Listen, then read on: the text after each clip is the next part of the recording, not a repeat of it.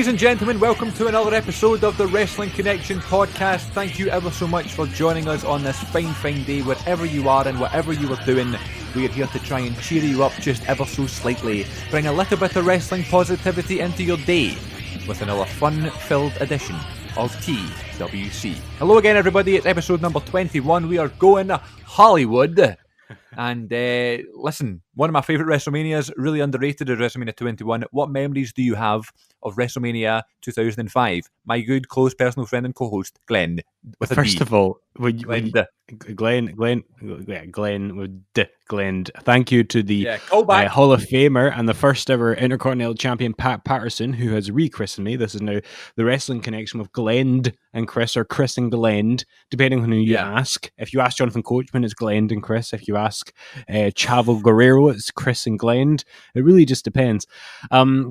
However, when you were speaking just there, I'll get on to WrestleMania 21, but when you were speaking just there, you went, us here on TWC, and I just sat there thinking, what the hell's TWC? And then I went, oh, right, okay, that's us. That's our show. That's what we're called. Yeah, I like calling it that. It's nice, but it kind of is a bit like a toilet, which is WC. But then you can see that about WCW. WrestleMania 21, oh my God, I the first thing that came to mind when you mentioned it was Hulk Hogan's running. It's Hulk Hogan! And as great as it is when the crowd pops, and it was a good time for Hogan because he'd just been put in the Hall of Fame, it's a shame that he wasn't able to do the leg drop at that point, and that's what everybody wanted to see. He was recovering from some kind of leg or back injury, one or t'other. But yeah, that is the first thing that came to mind, which is weird because you know, in terms of matches, you've got Kurt and Shawn, you've got Triple H and Batista, the first Money in the Bank ladder match, Eddie and Ray. So much is going on in that. Of course, Taker and Orton. I think Taker and Orton would go on to have better matches than their Mania bout. I like it because it's one of the last ones. 22 was the final one, but it's one of the last ones that they had, in an arena. And it was just weird because they had done WrestleMania 17 and 18 in these big stadiums, and 19, of course. And then 20 makes sense because it's Madison Square Garden for WrestleMania 20. So it made sense that they would downsize for that one just to honor the kind of poetry of the history in the Garden. But then when they said they were going to the Staples Center, which was, it is, especially nowadays, a prestigious venue. It's one of the most famous arenas in the States. It seemed a bit odd that they were doing that, though, at that time, and that why wouldn't they just fall back on another stadium? And then again in WrestleMania 22, when they went to, albeit an amazing venue with a hot crowd at the Allstate Arena. But yeah, it's but I like the aesthetic. I like the smaller aesthetic of WrestleMania 21. But what for you are the highlights of that show? I think I remember the True Story of WrestleMania Blu-ray that came out in 2011, which is amazing, by the way. I think someone said in that the point that they went back to those arenas is because it's like after WrestleMania 20, they wanted to do like WrestleMania 1, 2, and 3 again. Or no, I guess maybe WrestleMania just 2 in the 3 different locations: New York, California, and Chicago. I don't know if is that even the case. I don't even know, but I think that's one of the reasons why they did that. However, another reason why I get confused about that sort of time and going to smaller arenas is after WrestleMania 13. When the business is going absolutely banana, as Pat Patterson would say, in 99 and 2000, and they still run smaller arenas for 15 and 16. Just, I don't know, it blows my mind a little bit. I don't know why they didn't go to, football stadiums and stuff at that time, but who knows? I guess it was a different time, and it wasn't very common in the wrestling world to do that. But, WrestleMania 21 is one of my favourites, very underrated. The story of Batista and Triple H is a lot better than the match, and it helps the match, a lot. Yeah, but it's not a bad match either. Not at all. No, I think it's actually really good. It's really entertaining more than anything. Having Flair out there and having JR on commentary and stuff going crazy for Batista. And then the first Money in the Bank is great and all that stuff. And I remember watching it live. I think it may have been the first WrestleMania I ever watched live. Really? I'm still very young and still having been spoiled and being allowed to stay up late and watch it, Have memories of the Piper's Pit on there with Stone Cold Steve Austin. Yeah. And Carlito comes out and Roddy Piper goes, "You look like Alfalfa." And I was dying laughing. I still to this day have no idea who Alfalfa is. So there you go. I thought alfalfa was some sort of bush or plant. But I have no idea. I just thought it was a person. I still don't know, and I still laugh at it. So I like to think there's a guy called Al kicking about with an apple and an afro. You know, Alfalfa. Just totally unrelated, but I remember there being this fan shot video back in the noughties when WWE started doing Raws and SmackDowns in the UK.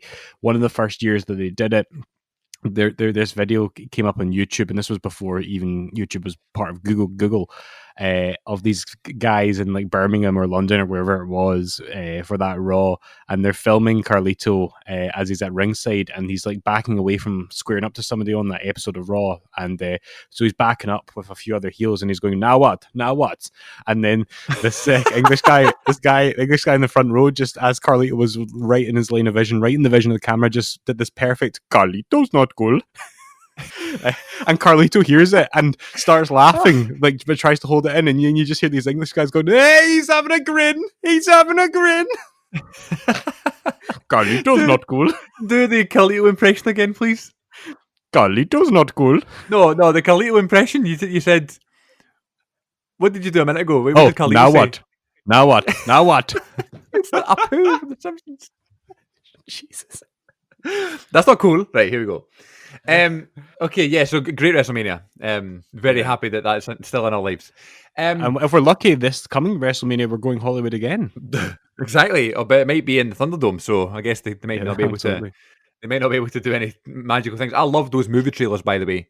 You Talking to Me, that stuff, the best. Yeah, I think fans are hoping that they bring those back for 30. Oh, they so should. They need to do. There's so many possibilities that they could do now. So many good performers now that I've like experienced doing things like that. Think of like The Miz and stuff doing it. It'd be hilarious. Yeah, absolutely. At the start of lockdown, there was a thing on Twitter that came up, and it was called the Stay in Your House Wrestling Checklist. Right. And there was 15 things that this random Twitter account who made this recommended that you did in lockdown to try and pass the time if you want to watch a bit of wrestling. I know we're kind of coming out of lockdown now, but there's that's in terms of us, but there's places all around the country, all around the world that are still in lockdown, still having a really hard time. To be fair, so are we, but I guess people are becoming less bothered by it, which is either a good thing or a bad thing. Probably a bad thing, but who knows? I guess time will tell. But this is the Stay in Your House checklist. So I'm going to read to you these 15 suggestions by this Twitter person, and I want you to admit or say if you think this would be easy to do or not, okay? Right, okay. So checklist number 1, watch a random WWE superstar's debut match. Which superstar do you think you would watch straight away? What comes to mind instantly? Cena? Do you know... No. Weirdly, the first one that came to mind is one which I've never actually watched. So it came from a place of wanting to see it, even though I'm sure it's not much. But it was Kurt Angle. Okay. And but maybe I was thinking Cena, and then I was thinking Angle because of Cena's first match. Yeah. So yeah, I don't know why. I've never seen it. It was in 1999. Was it Survivor Series? Survivor Series, yeah. Against Shawn Stasiak? Yeah, it is Shawn Stasiak, and I don't know why that came to mind there, but I just felt like that's a debut match that's probably relatively unremarkable. A lot of them are. This is the thing, Cena's is probably one of the better ones out there. What about you? I immediately thought Taz from Royal Rumble 2000 because it's so fun. But I guess if you're looking for quality, Shinsuke versus Sami Zayn from NXT is a good shout for Nakamura's first match. Absolutely. That's probably another one. But you could do fun ones. You could watch like Mick Foley's squash match in '96 or whatever, So whatever you're in the mood for. Number 2, watch 5 Tajiri matches. I like the sound of this one. I don't know if I could name you 5 great Tajiri matches right now. I'm sure he's had them, but I'd probably go with the Super Crazy matches from ECW. Yeah. Then maybe the one against the tables match with Benoit before One Night Stand 05. When did he wrestle X-Pac? Was it King of the Ring 2001? Maybe. No, I had that on video. I watched that religiously. Or is it Invasion? I'm pretty sure X-Pac... Did X-Pac not wrestle Billy Kidman at Invasion, or I'm making this up? Oh, you may have done. Oh, we're calling ourselves wrestling fans. I mean, obviously you should be watching Tajiri versus William Regal from Rebellion 2001, Chris. There you go. Speaking of WrestleMania Goes Hollywood, Golitelo, when he says that thing. Number 3, listen to your favourite wrestler's entrance music. Who is your current favourite entrance song? That's a difficult one. One that I always will enjoy, and I have done for about 5 or 6 years now, is Finn Balor's. I think that's always, no matter what he's doing, like character wise on the programming. Yeah. When you're out walking, if that plays, that's amazing. I love the Fiend's music as well, like that version, and I like the original Bray Wyatt "Broken Out in Love" theme as well. So it's those are a couple that come to mind. But there's so many of those classic CFOs, whatever they're called, CFOs, themes, and that's not even getting into the Jim Johnson stuff. God, yeah. I don't know. There's too many to pick from. I listen to a bunch of them. Right now it's Carrying Crosses. Yeah. We'll get to him in a minute.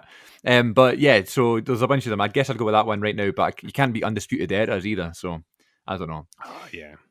Number 4, watch 3 AJ Styles matches from non-WWE promotions. So that's a fun one. Whether you want to do Japan or TNA or whatever. You'll know much more about those than me because I'll tell you this. I was never able to watch TNA regularly. Not really when he was active on the roster. So my knowledge and love of TNA comes from highlight reels and catching the odd episode on Bravo. But I could tell you what, I would love to see some of his original run with Kurt Angle in TNA. I'd love to see that. Yeah, good stuff there. Yeah. I'd love to see basically anything that he had to do with like the other big TNA names, like your Stings, Samoa Joes. I'd love to see AJ Styles in that era. But did I ever tell you? I know we're digressing. Here we go. This is a kind of a story which maybe is better placed for when we ever do a wrestling figures episode. But one thing I used to do with wrestling figures is if I had like a toy, like from another brand, like another like franchise or whatever, I would put that wrestling. So the movie Small Soldiers.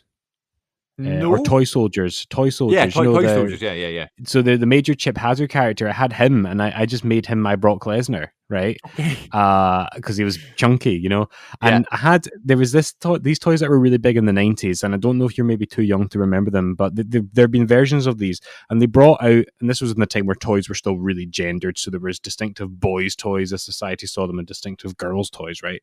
And there were these sort of Sky Dancer sort of things, so it's like for boys as they were marketed, and I'm not saying this was correct, but that's how things were in the very kind of binary way.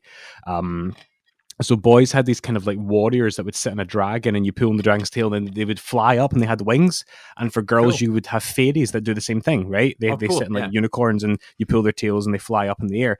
So I had one of these dragon warrior things, and this has all happened when I'm like 9 or 10, and I was watching an episode of WWF Metal or Jacked or Superstars or something at the time, right? And it was 2 unknown wrestlers, and one of their names stuck in my head. And it was a man called AJ Styles. No way. So I took this wee guy with wings, and I wrote AJ Styles on his wings, right? And thought nothing of it. And so I'd made up my own wrestling character. I've made up my own guy called AJ Styles, and he wrestled in my figure fed, right? Yeah. And then years later, when I was like 15, and I had access to the when I had access to the internet years later, I thought, I wonder what ever happened to this guy. And by this point, it was maybe 2005, right? I thought, I wonder what ever happened to this guy. And I typed in, I thought, he's made a good name for himself. He's doing well. And then here we are nowadays. Yeah, I know. So to go back to your original question, I'm interested to know what your thoughts are for that. AJ Styles non-WWE run. Off the top of my head, I would probably go with something from that mid 2000s TNA run, maybe against Angle or Samoa Joe, or maybe the Triple Threat Unbreakable, something like that. And then I'd probably go with the Bully Ray match at Bound for Glory 2013 when he won the title. The Aces and Eights? Aces and Eights, yeah, I thought that was class. Yeah. Then I'd probably go, if I'm going non-TNA, I like the Nakamura match from one of the Wrestle Kingdoms right before they both signed. That was a good one. I guess I'd go back to that one. Did AJ? I'm assuming he must have done. Did AJ work in any proper kind of lengthy way with Jeff in TNA? He did, yeah. Jeff Hardy, that is, not Jarrett, but in 2005, it had Jeff's debut match in TNA, so they did a wee bit there, and then in around like 2010 sort of time, they worked a few matches. Yeah, awesome. So I like that. I like it when you end up with TNA matches that have happening in WWE, because I remember Drew McIntyre wrestling Angle on Raw a few years ago, and only a couple of years before they'd wrestled for Impact in the same arena. Yeah, that's great. Oh yeah, I never thought it was the same arena. Yeah, that's a great point. Yeah, it's exactly same arena. I was at the Glasgow show where Drew debuted. It was class. Really? And obviously it was called Galloway at the time, but I remember I was there and he came out, I was like screaming, I was going, "It's McIntyre!" Next one is watch a WWF pay-per-view from the year that you were born. I was born in 1997, so I think I would watch, I don't know, 97 is not the best year for pay-per-views really. It's more TV that's great in 97 for WWE. But pay-per-view wise, I'd either go with the Bad Blood show with Kane's debut in the Hell in a Cell and that sort of thing, or Canadian Stampede.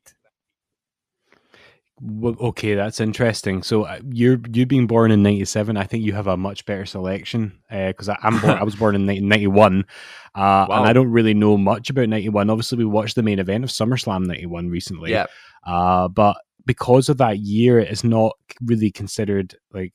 Well, actually, it is still, because there's still a lot of great stuff going on, and Hogan's still on form, and got Flair and stuff.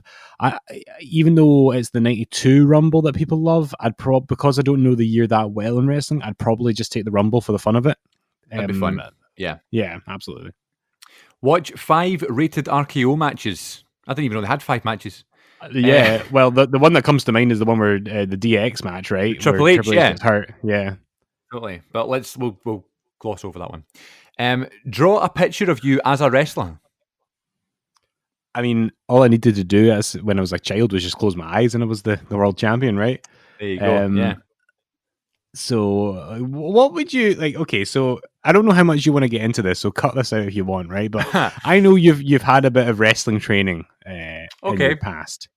And we don't need to get into it, but I don't really know the story about that. I just still don't know, what your kind of grand plan was going into that, or if you seriously wanted to give it a try, if it was just for a laugh. Yeah. But you must have had some sense of what you would be as a wrestler, because when I think of me, I've never thought of me legitimately as a wrestler. When I was a child, I would fantasize, and I would either just be like a Steve Austin clone or a Jeff Hardy clone. I would be one or the other. Well, I modeled it after my backyard wrestling character, Christoph Hero, who would wear like camouflage shorts like John Cena and a wrestling t-shirt with Jeff Hardy armbands. I know I wouldn't be able to get away with that in ICW. So I don't know. I guess I just thought about wearing, I don't know, shorts or something, and I'd need to put on some muscle or something, but I never really thought about that. I didn't think that far ahead. It was the whole. I'll tell the training story like in long form in an episode, because there's lots. I'd love to hear it. Lots that goes into with that. But the only reason I really went is because that we were doing backyard wrestling and we were really, really getting into it and stuff. Yeah. And my mates wanted to go, and originally it was me that wanted to go years ago in 2011. And I'd messaged Kid Fight and all that, asking him if he could come along. But then that was just for a wee thing. But then in 2013, we actually went to the actual school, the Source School for SWA, which was the head trainers were Mikey Whiplash, Killian Dane, and Nikki Cross. And just seeing they two in WWE now, it blows my mind, by the way, and it's so cool. That's when I was there, and I was bumping around in the ring and taking suplexes off of Killian Dane and getting shouted at by Nikki Cross. But I didn't really have much of a plan. No, it's more just to see what happens, I can totally imagine, like, because see, you can say the same of Killian Dane, but because Nikki Cross is on the main roster right now, I think I can say this more assertively of her. You watch her wrestle or you watch her in promos, and you can just tell how important it is to her. You can tell how seriously she takes it and how passionate she is. And she just strikes me. And I remember thinking this when she was, do you remember her last sort of run in ICW before she signed with WWE? And she did that kind of storyline where she was like, she had that kind of apprentice who she was really cruel to, and she was demeaning to and bullied. And then the storyline was that her apprentice would kind of rise up and kind of turn on her and beat her in the end. And I just remember, like, she clearly takes this seriously. I hope she makes it. So I guess what I'm saying is, knowing how passionate she must be for what she does, I can only imagine it'd be terrifying to have to get in the ring, and so daunting to get in the ring with her. A pro like that who's going to let you know very quickly if you're doing something wrong. She couldn't be nicer. Like, she's such a sweetheart. But when she was teaching me how to run the ropes, I was like scuffing my feet a little bit on the canvas, and she kept stopping me, and she didn't shout at me, but she kind of was like, "If I came into your house, would you want me to scuff my dirty shoes all over your carpet?" And I was like, "No." She's like, "Well, stop scraping your feet on my ring." And I was like, "Sorry." And I fixed it. Brilliant. And it was like feedback, but she was great. You know what I mean? I have no bad thing to say about her or Damo or anyone. Do you know what I mean? It was a lovely experience. But I'll tell that story long from down the line. I want to get into it now, but it's too long. But still, tune in, folks. Tune in. Keep subscribed. Tell your friends. I'm sure it's a great story. And one of the reasons I'm going to enjoy that is because it's one of our few wrestling stories that I don't really know. I know you did it, but I've never asked you properly about it. So I look forward to a future episode, Chris, where you tell us that story. I'll quickly run through the rest of these. They're not really much to chat about, but number 8 was watch the classic WWF SmackDown intro from 1999. Everybody on the ground, everybody on the ground. Number 10 was number 9. Watch Hulk Hogan versus Yokozuna from WrestleMania 9. Why would you do that to yourself? I mean, I don't know. Do you know what? It's actually fun. Like it's so ridiculous. The whole going from the Brett match to the Hogan match, and Hogan looks ridiculous with this big swelling welt on his eye. And I'm supposed to believe that Hogan isn't some mad diva, you know? God. Yeah, exactly. Number 10, look to see if your city/town has a local promotion. Glasgow doesn't have one. Nah, I don't think we have much of a wrestling scene north of the border at all. It's a shame. You know what? You can check the WWE Network now. That's bonkers. Do you know what? I would describe it almost as insane. Yes, or premiere. Never mind. Right. Number 11, here's probably my favourite question of the whole thing. Watch 4 matches where the European Championship changes hands. Excellent. Okay, so WrestleMania 16, triple threat match. Right, yeah. Why not just have Eddie Guerrero on test? Let's go chuck it in there. Absolutely. WrestleMania 17. D'Lo Brown, is it SummerSlam 98?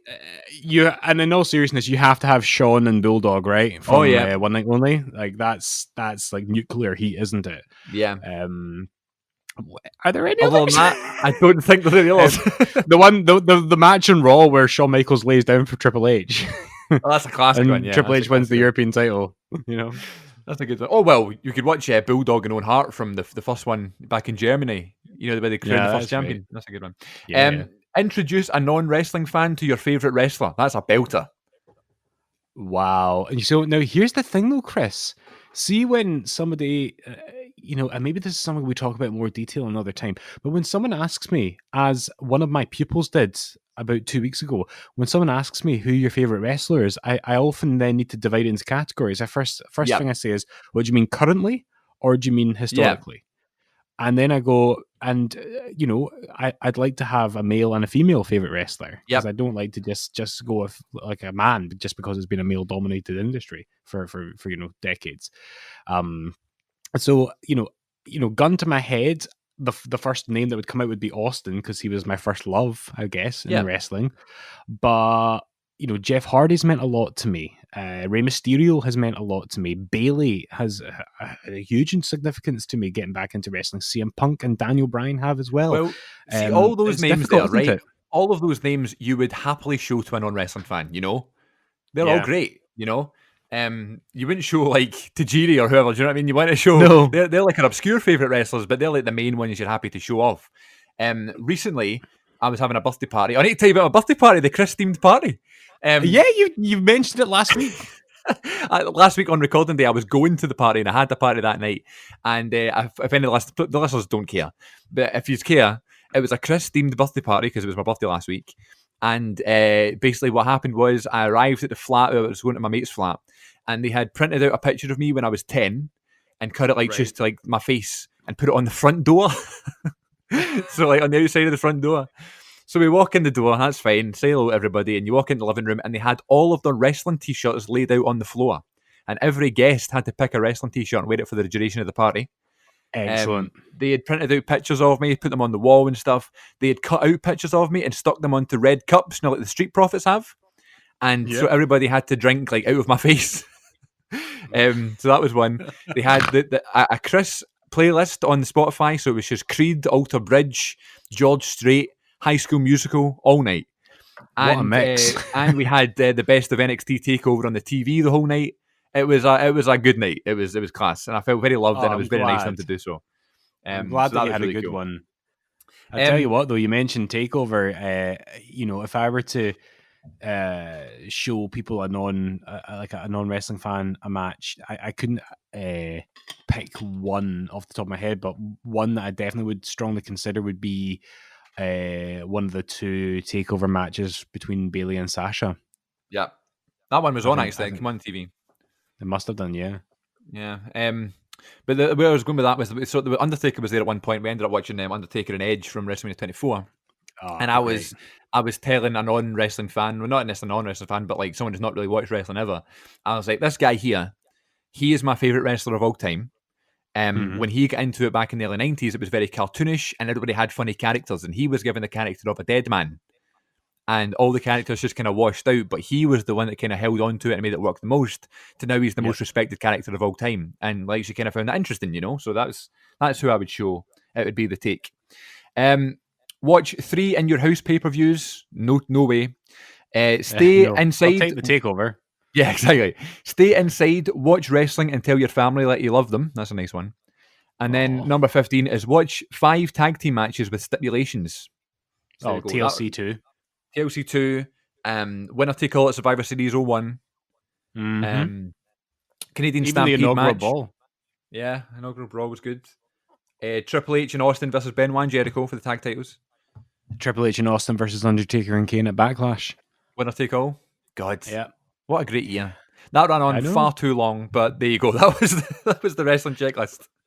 Can I if I was to offer if we're imagining we're going back in time to like when this all kicked off, like in March, right, when they shut the schools and we were all scared and we were only allowed to leave the house once, right, a day, I would say get your network subscription. And I'm not launching into an invasion rant again. We've done this 100 times, but watch the invasion.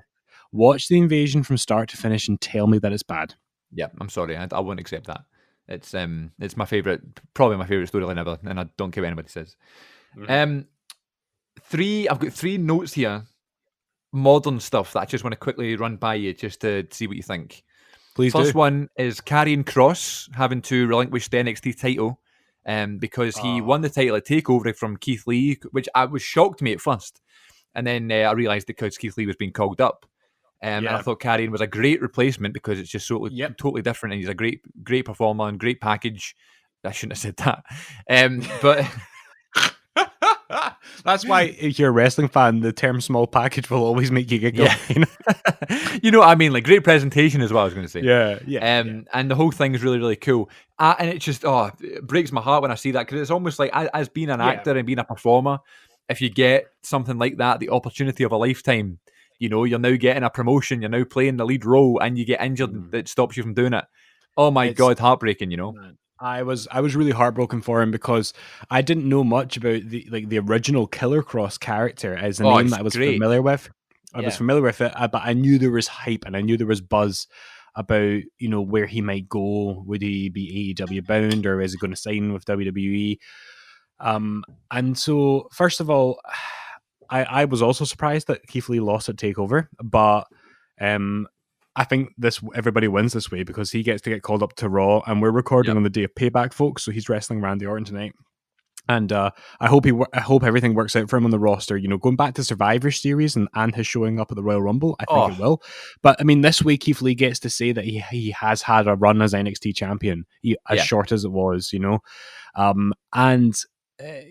When the news came out the next day that he was injured, I thought, oh well, maybe he just needs to take a few weeks off competition, and then now it's clearly much more serious. My heart breaks for him in the same way that it did for Finn Balor after SummerSlam 2016. That was the worst one. That was, you just wonder how much different his career would have looked, or what would have happened to him had he not got hurt that night. And it's just these things happen, but I think everything about how they introduced Karrion Kross to NXT and everything that they've done with him so far, and the presentation with his manager and with the entrance and the way that he is in the ring has been so good. And I just hope he's able to come back strong for this. I'm thinking about other guys who've been injured for long periods of time in NXT. I'm thinking of Ciampa. He was able to come back strong. Sami Zayn. I just hope that, first of all, he comes back strong and gets to lead the Black and Gold brand the way that he deserves to. But I also hope that before it's too late, before he's too old, that he does get run the main roster, because are we not all salivating the prospect of Karrion Kross and The Fiend? I just immediately thought of Randy Orton versus Karrion Kross, AJ Styles versus Karrion Kross, Daniel Bryan versus Karrion Kross. So many options, and he's a great performer. I feel really bad for him. Sorry, what are you going to say? You mentioned Randy Orton. I'm now interested in Randy Orton versus everyone conceivable, because the man has just got the Midas touch now.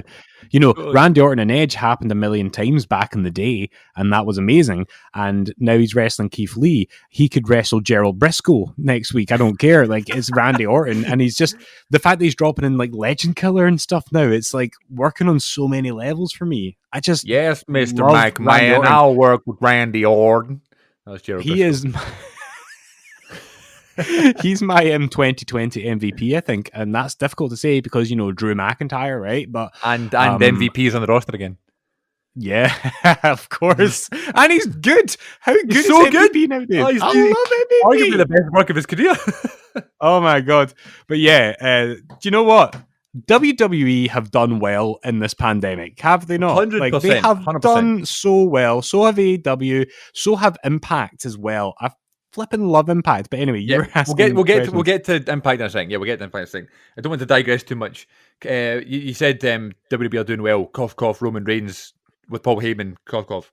I want to give a massive shout out to Renee Young, who is unfortunately leaving us. Who I honestly don't know anybody that I can think of who has been better at her job than Renee Young in the past 10 years. There's been no one on the roster recently, but I mean, you look back at the greatest interviewers and backstage personalities of all time, and obviously you've got Mean Gene, and you've got whoever, and even the coach, and Maria, and all those people who used to do the interviews every week. But Renee Young has been amazing the whole time she's been there, whether it be a host, an interviewer, a performer, whatever. Commentary, just an absolute professional, a class act, and a true credit to WWE. And a quick story about her, actually. In 2000 and whenever it was, 12 or whenever it was, when she debuted, or 13, whenever it was, when she joined the company, her first job was she was a host of WWE Vintage Collection with Mean Gene Okerlund. Now, I used to have a Sunday paper round when I was in school, right? I used to deliver papers on a Sunday morning. So I would never get a Saturday night. I would do it. I'd be knackered the next morning. I'd need to get up at 7:30 every Sunday morning, deliver papers, and I'd come home, and every Sunday morning on Sky Sports would be Vintage Collection. And people, obviously, in America and stuff, it was never carried over there, but in the UK and Canada, Vintage Collection was a huge show. It was on all the time. It was your only real outlet if you didn't have the DVDs to watch old stuff. And it was always hosted by Mean Gene Okerlund. Since day one, Mean Gene always done it. So that's why I always had a big soft spot for Gene. So he hosted that show, and he was so amazing on that show. And one day he was joined. I remember it so vividly. The day that he was like, "I got a co-host with me this week, and it's Renee Paquette." And Renee comes on, and I was like, "Oh man!" I was like, "This is clearly like Gene's replacement. I don't want this random woman being the host." And then literally, like the next week, I couldn't wait to see them again because they were so funny together. They were like a double act, and it's one of the most underrated double acts in WWE history, just because not many people know about it. So if you can find Vintage Collection on YouTube somewhere and see them together having banter and Gene making inappropriate comments and Renee kind of telling him off and going, "Oh, Gene, what do you like?" It's so funny, and she's so knowledgeable that she worked really well on that show. So a massive respect to Renee, and I can't wait to see what she does next. Yeah, good luck to Renee. I mean, there's so many rumors about where she might go, and a lot of people think that she might want to go back to legit sports broadcasting of some description. I hear that she's quite sought after in a lot of these fields, and inevitably people are going to try and link her to the other big wrestling promotion, to All Elite Wrestling, but that could happen. But I'm not so sure that she will go to AEW. I just have this feeling that she might be headed to some other kind of broadcasting, or might not even be within sports. XFL potentially. Who knows? Yeah, I mean, Rock the Dwayne Johnson. How mad is this, by the way, that Rock the Dwayne Johnson is the owner of the XFL? What is happening to the world? You know what I mean? It's crazy, crazy times we're living in. So yeah, shout out to Renee. Good on you. And speaking of Renee, the last current thing I want to talk about is that her hubby, John Moxley, has been named the #1 wrestler in the world by PWI 500. And I am very, very happy with that because I used to love PWI 500. I would always buy the magazine at the November WWE show at Brayhead. I would always stop in at WH Smith and get it before we went. And I remember the day I met Miz and Truth, November of 2011. I got him to sign the PWI 500 because Miz was #1, and I bought it that day. Yeah, so I loved that magazine. And John Moxley has been named #1, very, very deservedly so. I would say Adam Cole, Adam Cole #2 and Jericho #3, so a big top 3 there. That's in terms of the men's wrestling, that's a really fair #3. And Adam Cole is obviously well positioned there, but in terms of Moxley and Jericho, if you'd said to me at the beginning of 2019 that Moxley or Dean Ambrose was going to be #1, I would have told you to get out of here because, quite frankly, by the end of his WWE run, and I think I've said this before, I'd stopped being a fan. I've stopped being a fan, and I think what I was looking at was a man losing his passion, or being too frustrated, and it's like I'm watching a different wrestler. People are quite critical of the Brody Lee character, but that match with Brody Lee, I was a huge fan of. At Double or Nothing, I thought it was excellent, and I think a lot of what he's done has been great. Just as I was just watching him from a few weeks ago in Dynamite cutting a promo on MJF, and I just thought this is like the early Dean Ambrose that you would see when the Shield were on the rise, and it was exciting and it was fresh. And then Jericho, a man who's nearly 50, who is performing at the level that he is. There's a guy who knows how to play to his strengths and how to hide his weaknesses, and he's right where he is. And the fact that he's willing to work with younger guys like Orange Cassidy and make them stars. I can't wait. The Mimosa Mayhem match. It's going to be, my mate Fraser said, it's going to be an Inferno match just with orange juice. Fraser, I take my hat off to you for that. That is a great way of putting it. And I've had a rocky relationship with Chris Jericho over the years, and I know that I've talked about how I've been I've had conversations with people who've worked with Jericho, and they've not necessarily had flattering things to say about him. And one of the things that people say about him in criticism is that he's apparently this big narcissist. But would somebody who's so full of themselves be willing to, put themselves in that situation where they're working for a younger guy in a very comedic setting? Do you know what I mean? He's not Hulk Hogan at WrestleMania 9. He's not a big diva who has to put himself over. Chris Jericho clearly knows what his value is to the business now. And I think there is an argument to say that he's doing his best work. What's his name? Jungle Boy beat him in Dynamite late last year and stuff, And Jungle Boy's 21 years old, Yeah. It's crazy. Yeah, just a child. I think Chris Jericho is a massive narcissist. Chris Irvin is not. I think that's the difference. Is it. There you go. He's the Chris Jericho character, absolutely. Yeah. We talked about PWI there, talk about wrestling magazines. Oh my God, some massive news this week, or last week. So we have a segment on the show, ladies and gents, called Meet a Wrestler. And every week, other than maybe this week, we talk about a wrestler, an interaction with a wrestler that we have been fortunate enough to have because of a company that is based in the UK, but predominantly Scotland, called Inside the Ropes. They have podcasts, they have live shows, they have YouTube stuff. I'm sure you've heard of them. And it's run by Kenny McIntosh. And Kenny McIntosh is, JR has called him the Vince McMahon of the UK, which is a very high compliment coming from JR. Wow, yeah. So Kenny McIntosh to me is, obviously you probably have a different relationship to him because you've probably spoken to him more than I have, and you listen to him on a weekly basis. But Kenny McIntosh to me just seems to be this absolute well-rounded wrestling fan that just knows what to do and knows what people like him like, and he is a wrestling fan that is much like us, very positive, open-minded, happy to see what we're given, but also knows that nostalgia is such a big thing in wrestling. And for his company, Inside the Ropes, to bring over all these legends, because he knows that us as fans would love to hear from them and love these opportunities to meet wrestlers. He also knows that we love certain things about our childhood that we don't no longer have anymore. And I think that he has come up with this genius idea to bring out Inside the Ropes magazine. And not only that, because I mean, magazines are a dying art anyway, and just life, never mind wrestling. But he knows that people still love to pick up these magazines and stuff, and we miss those days of getting them through the door and reading Power Slam or whatever. And he has amassed this cast of characters to write for this magazine, which is a who's who of wrestling magazine journalism, you know. And I know Glenn's is hugely passionate about magazines. It's been one of his thankful segments before here on the show. What was your first impressions of the news? Are you buzzing? Have you made your subscription? What are you thinking about this? Yes and yes. So, like, I'm not going to tell the whole magazine story again. I would encourage, if you're listening to this, go back. It was one of our early episodes when I spoke about my love of wrestling journalism. And if you haven't seen it, folks, Inside the Ropes launched this concept with this really emotional, well-cut video on all their social media. So if you go to the Inside the Ropes Twitter accounts and on their YouTube channel, you'll see it. And it's got everyone from Kenny himself to Finn Martin of Power Slam, Keith Elliott Greenberg from the WWF magazine, Bill Apter, contributors to Pro Wrestling Illustrated and so forth. It really is the Mount Rushmore of wrestling journalism. And all those names are important to me because I read WWF magazine back in the day and I read Pro Wrestling Illustrated, but the biggest one was Power Slam.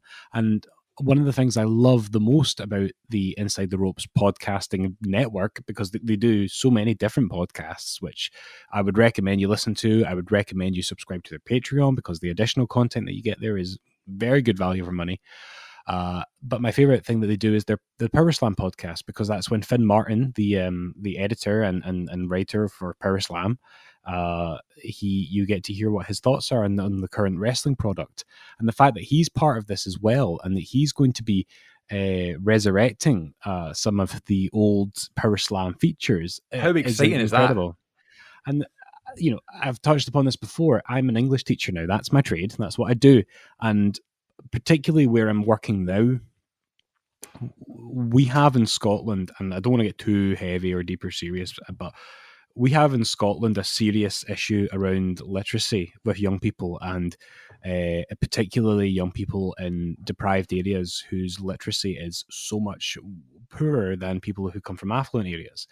And it's the responsibility of us as teachers to try and close that gap and to try and get people to get their literacy and their numeracy, etc. But for me, it's primarily literacy to a better level, so that there isn't this poverty-defined attainment gap.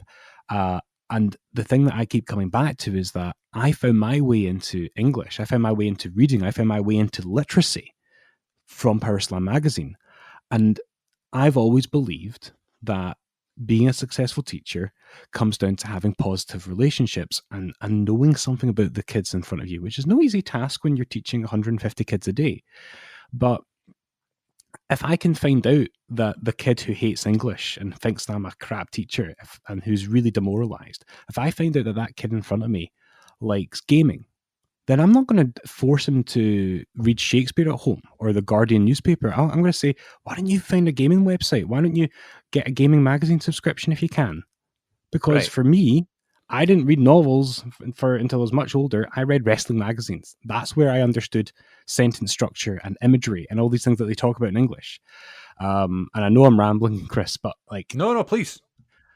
When Inside the Ropes put this idea out, I was going bananas on Twitter, and one of the things I wrote was, I'd like to think that a new generation of kids can find their way into reading through this magazine, because that's one of the mistakes that I think education has made for decades, long before you and I were educated, was that we said to these kids, you have to read Shakespeare, you have to read this. And I'm not saying there's anything wrong with Shakespeare, because I am going to be teaching Macbeth this year. My point being is that you need to also try and find an entryway to literacy for these kids. And this isn't exciting for me, because wrestling is still extremely popular with young people and with teenagers, and this might be the entryway for a lot of kids. And for me, the thought that I'm going to get an envelope from my door, and I hope it's a brown envelope, because it used to be a brown envelope. Yeah, it did, didn't it? A big brown one, the thought that I'm going to get an envelope through my door, and I'm going to open up and have Inside the Ropes magazine in my hands, and then that first edition with Flair. Ric Flair in the cover, so yeah, I've subscribed for the year. I had to DM them because I'm moving house, and it means that the first issue will come to my current address and all the subsequent ones to my new address. So I had to make sure that it was going to be okay to change address after 1 month, and they said it was fine. Excellent customer service right there. Straight away they replied. Yeah. So, dude, I just think it's great. I really hope it works. I hope it remains financially viable for them. I'm sure it will. That's the thing. Because the reception on Twitter is very positive. And my God, it was overwhelming, wasn't it? Yeah, it was really, really, really exciting. Because there have been attempts at this in the past, because there was Wrestle Talk magazine, which took a lot of the Power Slam aesthetic, and Finn Martin wrote for that, but there was never much of a fuss made about it, and it was primarily a digital thing, whereas this is going back to what we knew and loved. Yeah, I think people kind of stopped buying magazines because they thought, I'll just find the information, elsewhere. And I'm very guilty of that as well. I didn't want to pay that $5 in W.H. Smith because I knew I could find it on Twitter. But because it's been so long since we've had a monthly new, installment of whatever magazine it is, you kind of go, it was so much better when you had that, It's kind of taken that time away to realise that, and those people who are just like me and you who have said that and realised that are now like, yeah, let's do it again because it's so much better. Maybe it only lasts a year, but for that year, we're going to have that feeling again, and that's great. And if issue number 1 comes out on September 17th, if you order now, you'll get it day of. And also, if you do the yearly subscription, then you don't need to pay for postage, which is a great deal. So I did that. I did the yearly subscription, so I'll be getting at least the first 12, and I mustn't have that first edition because it's like, no, issue number 1, even wee things like that are really cool, So yeah, massive thank you to Kenny and all the team. Massive thank you to Inside the Ropes. We love the company, we love the shows, we love the podcasts. And we'd love to go and see another Inside the Ropes show very, very soon. When that'll be, we're hoping it's sooner than later. So yeah, big up to ITR. Toilet break time? Let's do it. Toilet break. Ooh, yeah. Welcome back, everybody. And as we start to wind down here, I'm literally in real time about to spring something on Glenn that he doesn't know about. So this is either going to go one or two ways. Literally just sat down with a nice glass of tonic water, no gin. Nice. Okay. And now I'm anxious about what you're going to spring on me. Maybe I should have put gin in this. Well, it's a school night, so take it easy. Yeah. So I used to have a podcast called By the Way, back in 2016, which Glenn actually listened to and enjoyed, and which is funny because it was predominantly just daft still game quotes and stuff and banter with me and my mate talking about football, which Glenn has no interest in whatsoever, but he seemed to enjoy the show, which was very kind of him. Yeah, you guys have good chemistry. Yeah, it was actually, we had a graduation party at his house last night, so we were there, and I was thinking about the podcast then, and it sprung this idea on me, and I thought, that'd be great to bring back for the Wrestling Connection. So what we used to do at the end of every episode of By the Way is we used to have this box here that the sweets that are called randoms were in. And it was this big tub of randoms, and inside I had lots of bits of paper, and it was like questions, Q&A questions. And I would pull a question out, and it would be like, what is your favourite movie? And Paul and I would have to answer completely blind. We didn't know what the question was going to be. Off the top of our heads, we'd have to talk about our favourite movie, or our favourite song, or our favourite joke, or our favourite football team, or whatever, right? So then, I because we didn't do By the Way anymore, I answered all of the questions on YouTube. I just said, okay, I'll do this as a Q&A. And then, it's a long-winded story. And then for YouTube, I started a new series on YouTube called Random Wrestler Recollection. And it lasted for 2 episodes, because I didn't really, I don't know, I just didn't go back to it. So what I did was I filled this randoms tub with names of wrestlers, and I would randomly reach in, pick out a wrestler name. I have no idea who's in this tub. Neither does Glenn. I'll pull out a random name and just random memories, random stories, anything that pops in your head about this wrestler we have to go for. I thought that'd be a good idea for the show. Right, let's do it, yeah. I mean, we do it sometimes anyway when I just mentioned like Taz out of nowhere, but this is going to be more random because I don't know what's going to come either, You'll never see it coming. You never see it coming. Hear that? That's the box of things. Okay, this is real time, ladies and gents. I have no idea who we're going to find here. Okay. So the first installment, I like how we've got loads of segments because it's like we can pick and choose which ones we want to do, so we can do this every so often. Here, do you remember, whilst you're picking one, right? Do you remember the music that WWE would play when the cage would drop, with the Hell in a Cell would drop? We should have the dun dun dun dun. Yeah, dun, that's dun, on. Dun. That's on Spotify. Wait a minute. It is, yeah, because it was on one of the Uncaged ones, which I WWE Uncaged.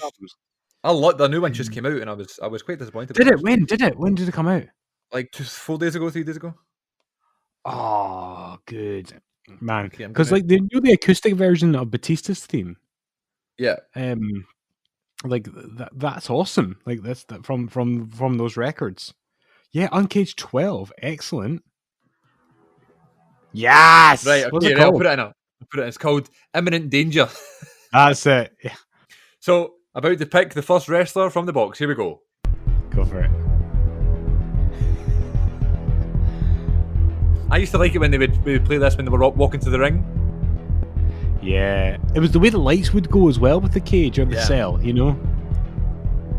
Okay, for first time I'm going to look at this, and so is Glenn. It is going to be, it's going to be Paul London from the tag team of Brian Kendrick and Paul London from 2006. Go for it, Paul London. No, don't think about it. Go for it. In 2014, Paul London made his entrance to an ICW show, and he was also on the same show as Brian Kendrick, and he was walking down the ramp, and then he all of a sudden made a beeline and jumped over the barrier and started walking for the crowd of the O2 ABC and started high-fiving people.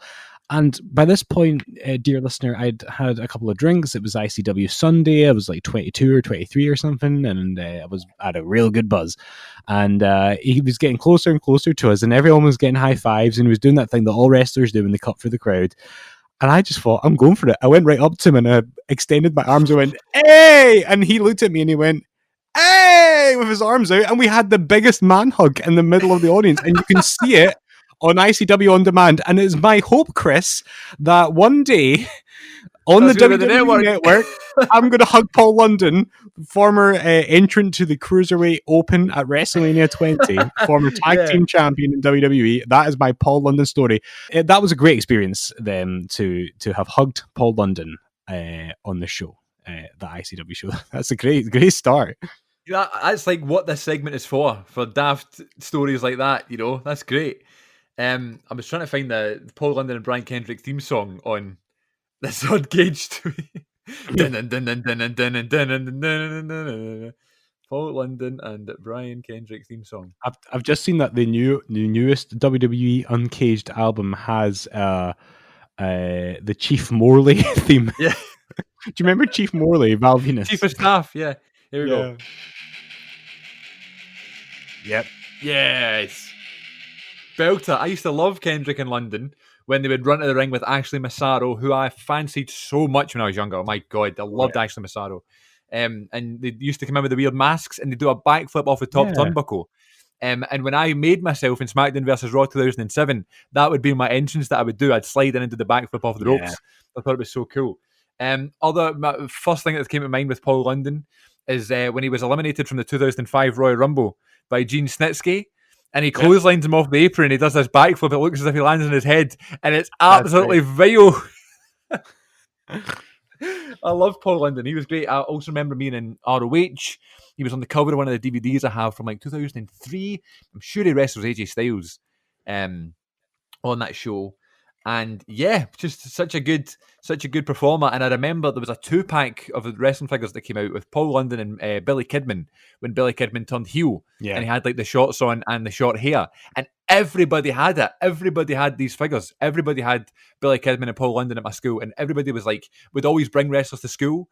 And they would be like the ones everybody brought. I don't know why, it just was. And they would fight because that was like always in sale and like Woolworths and stuff.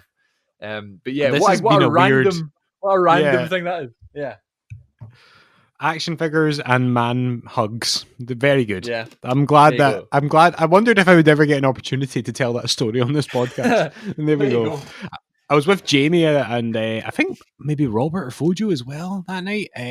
So Jamie, who's the artist for this show, who does their cover art that you see. Oh, by the way, device. Yes. I'll take it in the next episode. Keep going. Okay, Jamie, who does the art that you see on your device, dear listener, he was with me that night. He was witness to the Paul London hug. So ask him if you don't believe me. I feel like I've seen it on YouTube. I feel like they've made that. It's one of the music videos you're in that. I don't know, but I hope that goes on the network because that'll be hilarious. I'm going to screenshot that and frame it if that ever happens. Make your header on Twitter or something. But there you go, ladies and gents. That is Random Wrestler Recollection. We will do that every so often here. We will pick out a random name, and the beauty of this podcast and the beauty of Glenn and I is that our knowledge is so obscure that we will be able to find something from everybody in this tub. Whether it be hugging Heidenreich or having a high five off of Crash Holly, whoever comes out, we will talk about here on the Wrestling Connection with Random Wrestler Recollection. I love a wee bit of alliteration, even though it's a W. Anyway, yes, another fun episode in the books. We have something really cool planned next week that Glenn beautifully recorded with our special guest from last week. You want to tell the folks what to expect next week? Yeah, so because when my wife crashed her podcast last week, she exposed her lack of wrestling knowledge because she's not a fan. I thought it'd be fun to try and show her some of the more bizarre and memorable matches in the history of pro wrestling and just hit record and gauge her reaction or her assessment of some of these matches. So I will have that ready for us next week, folks.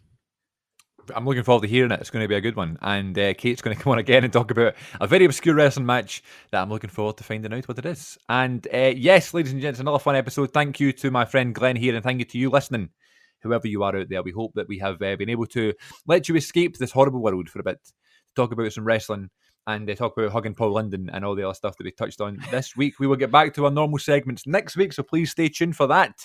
And from my friend Glenn and from myself, Christopher, we will see you all next week for episode number 22, when we will be big time. Yes, big time.